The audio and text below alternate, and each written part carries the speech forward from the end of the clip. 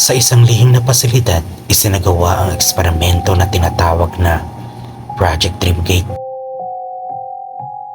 Layunin nitong galugarin ang mali ng tao habang natutulog at alamin kung ano ang nasa likod ng mga panaginip.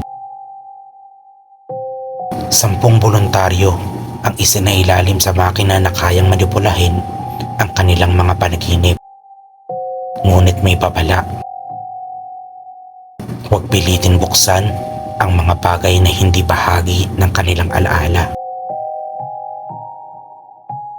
Sa ikatlong gabi, lahat ng kalahok ay nagulat ng parehong panaginip.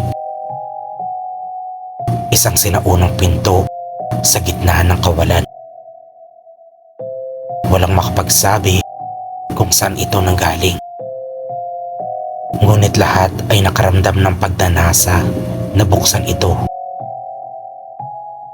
Isa na sa kanila si Luis, ang naglakas loob na buksan ang sinaunang pintuan. Pagkatapos ng gabing yun, hindi na siya nagising.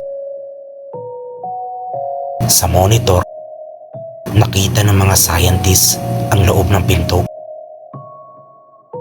Isang walang hanggang dilim. At sa gitna nito, isang napakalaking nilalang na parang Diyos. May libo-libong mata at bibig.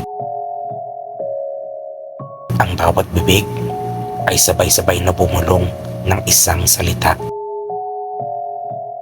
Pinalaya niyo ako. Biglang nag-overload ang makina.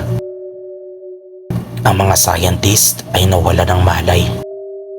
At nang magising sila, ang pinto mula sa panaginip ay nasa gitna ng kanilang laboratorio. Bukas na bukas.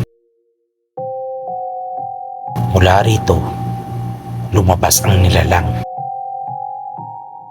At bago sila lamunin ng dilim, narinig nila ang huling bulong. Ako si Somyus. Diyos ng walang katapusang pangungot.